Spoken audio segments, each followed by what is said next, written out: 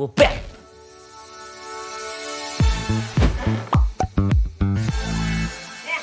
But the Super Bowl was fire, and the Rams won in their hometown. That was amazing. Now, what else is fire is your videos about Bye-Bye Darlings. Do you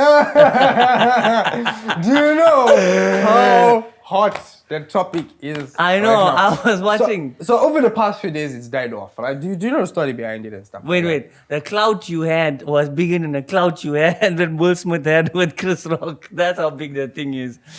Tell us. It was a joke. I was trying to put it together. That's what I was saying. So this, The amount, even Prashant is laughing.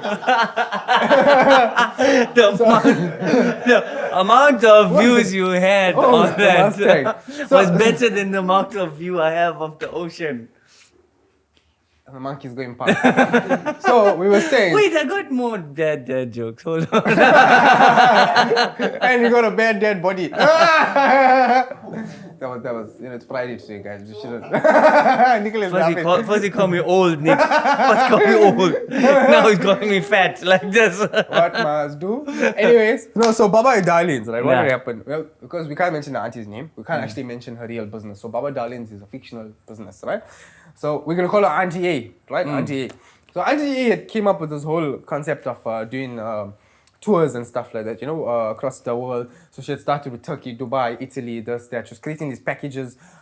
Sometimes you come as a couple and your children can come for free, right? And the prices were ridiculous, cheap, absolutely cheap. But many people didn't question it because she was doing work with the influencers, and many of the influencers were actually working for her, right? And what had happened was it had reached a stage where just last year, December, a girl on Instagram had posted saying that, look, this is the issues we're having. And the issues were very simple, is that we haven't received a refund, and our trip was cancelled a long time ago.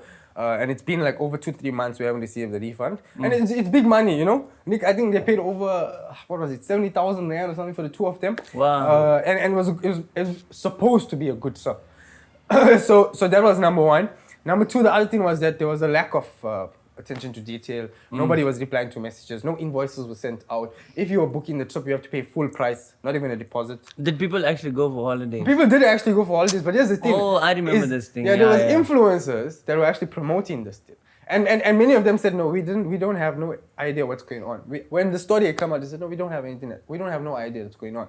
You understand? And from that first post that a girl had posted, her comments just blew up with other people who actually went through the same thing, with the same company, with Auntie A.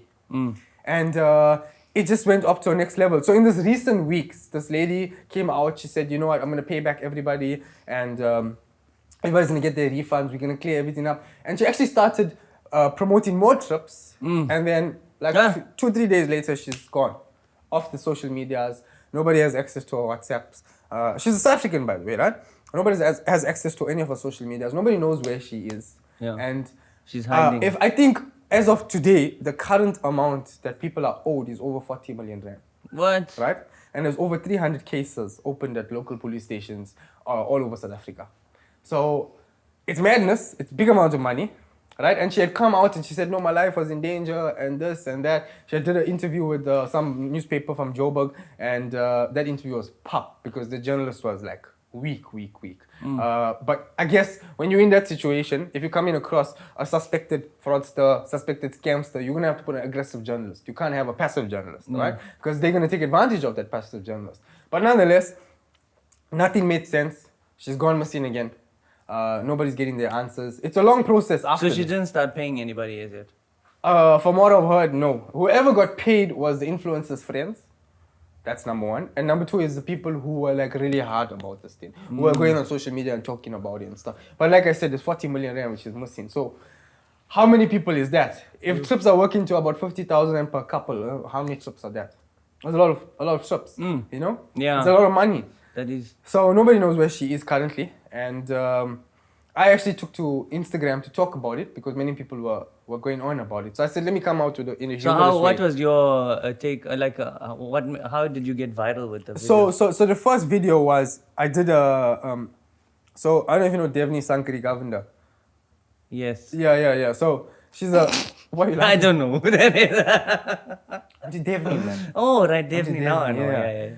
Yeah. She comes out cracking everybody. She's like proper Indian auntie. Oh, right. You do something wrong. Hey, boy, why you stole, boy? Why you Yeah. stole, eh? Yeah. When you pay back the money? Pay back the money now. She sounds like this. I think so. I watched a couple of videos. I got scared. Let me tell Yeah. you, I was bound for that. She's coming for you now. Please pay the money. This auntie gonna finish you right here. So I was saying, I made up the skit with her and a famous journalist, Mr. Abramji, and myself. But I was acting as this victim of Babai Darlings. Her name Fati, and I was wearing my mother's burqa, and I just did this whole skit, and that was part 1 because there was 2 more parts after that. Oh, wow. Because that video blew up so fast, and then there was a part 2, and the part 2 blew up, and then there was a part 3, and I even made a T-shirt which says "Bye-bye, darlings."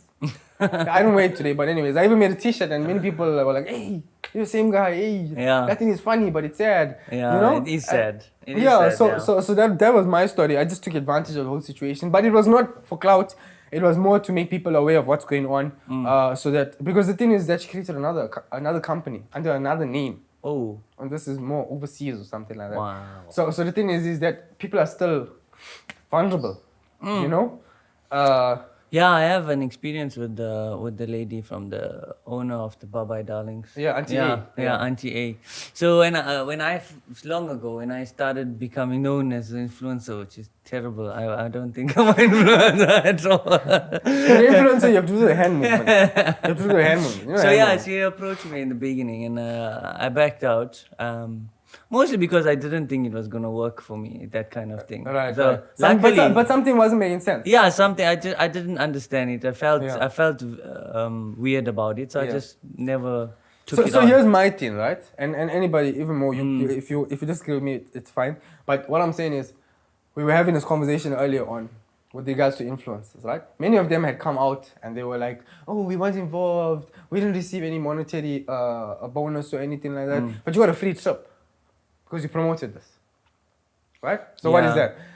But besides that, the way they had made it seem was like, look, everything's legit. You know, you're gonna go on this tour. You're gonna come back. Your money's not gonna get stolen. Yeah. And stuff like that. Yeah. And when this thing had come out, they were like, "Oh no, we didn't do anything wrong. We don't know anything about this lady." And this lady had released the whole statement. She was like, "Well, look, this person was involved, and that person was involved, and that person was involved." But my thing is, like I said, we were having this conversation earlier on. Yeah. These influencers don't deserve the views they get. They don't deserve the followers they get. Because what is it that they do? You know? Yeah. They make up stuff. They get free stuff. You know, for what? Who are they? Are they inspiring following. people? Are they inspiring the youth? Are they motivating anybody? You know? When you get into a problem with them, it's like, you know, the whole world must turn on you. But because they're influencer, I don't believe in that. Honestly, I think the people who should be influencers or should be labeled as influencers are the people who go out and motivate youngsters. Yeah. People who make a difference in society and communities. Yeah. You know, not somebody sitting behind a camera and reviewing food or whatever it is. What is that, man? What is that? Yeah. You know? I know it's a controversial topic. I'm sorry, guys, but that's just me No, expressing I mean, my opinions. I don't know. Yeah, it just I don't know what to say. But we'll end it off with this, right? Let's say this, right? For long, many influencers have had their own ways. They wag their tails and whatever it is, you know. And many people were scared to say anything against the influencer.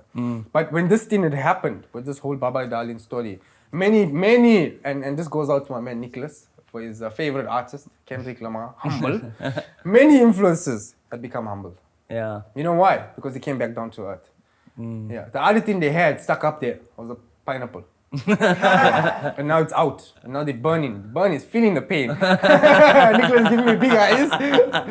But anyways, so yeah, that's just what happened with Baba Darlings. It's still going on. Actually, you guys there is couple groups and stuff like that's talking about this thing at the moment. And if you're a victim or if you know somebody who's a victim, you can ask them to join those groups.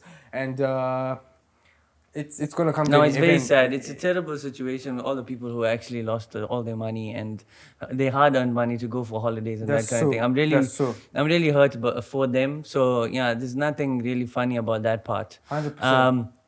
Yeah, and I don't know about the influencer part really, but people should take accountability, no matter at what 100%, point or who 100%. they are. They should take accountability. I think that's where we should. Yeah, that's it. Yeah. So this was WPE. Whoopee. And we done.